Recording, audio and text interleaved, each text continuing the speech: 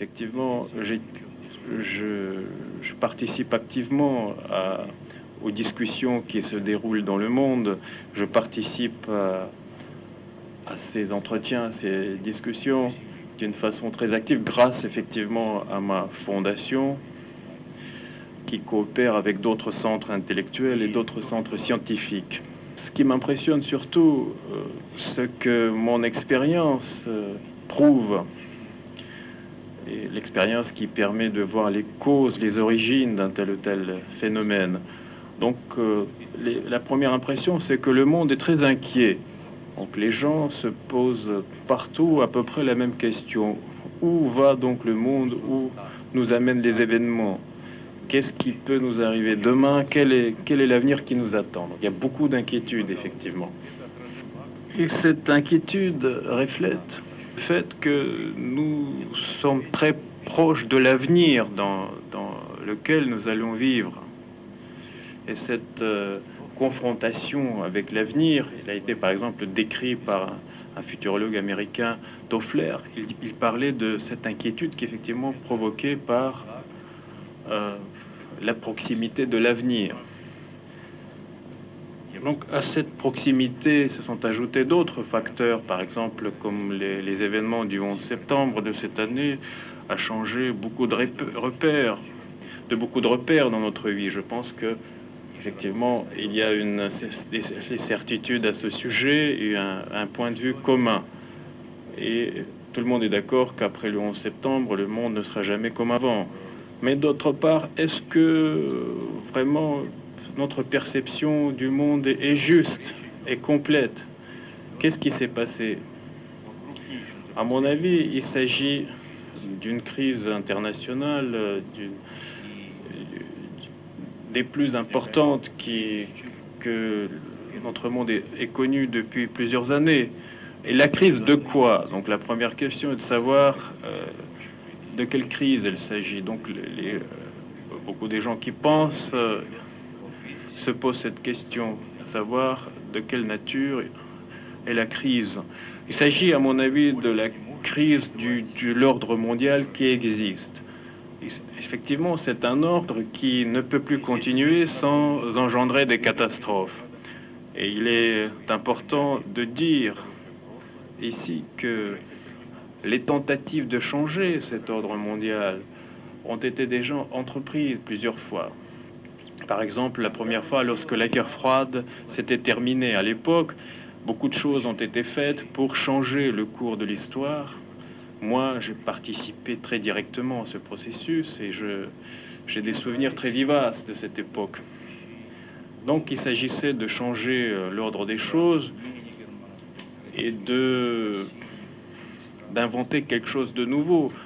Par exemple, la réunification de l'Allemagne, le renforcement de l'Union européenne, la désintégration de l'Union soviétique, la diminution des armements, la fin de la course aux armements, le début des réformes pour du pacte de Varsovie, les réformes dans l'OTAN, l'organisation.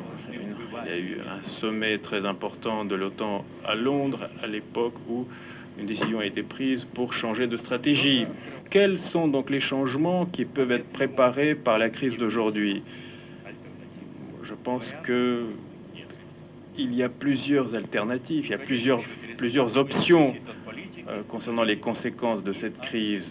Tout ceci dépendra des hommes politiques, des idées qui vont gouverner leur action.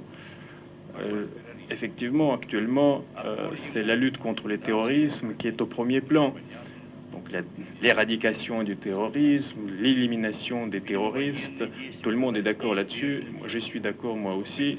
Je pense que des actions militaires en Afghanistan étaient nécessaires pour éradiquer le foyer du terrorisme. Je pense également que la lutte contre les sources financières du terrorisme est très importante également. J'étais un des premiers qui s'était prononcé dans ce sens dans la presse allemande, qu'il fallait prendre un certain nombre de banques et les analyser, parce que c'est à travers les banques que passent les flux financiers qui alimentent les activités terroristes. Je pense que ces banques il faut retirer la licence de ces banques, et je pense que ça pourrait effectivement être un moyen très efficace de lutte contre les terrorismes. L'autre problème, c'est la globalisation. Je pense que la globalisation dans la forme actuelle ne peut pas être poursuivie. Nous avons besoin d'une autre globalisation qui prendra en compte tous les participants, tous les citoyens, pas seulement les riches. Je crois que le dialogue entre les religions et les cultures est tout à fait indispensable à l'intérieur de chaque pays, pris séparément lorsque c'est un pays multiethnique et multiconfessionnel. Même cet aperçu très bref des problèmes nous montre que le projet de la création du nouvel ordre mondial est une tâche très ardue.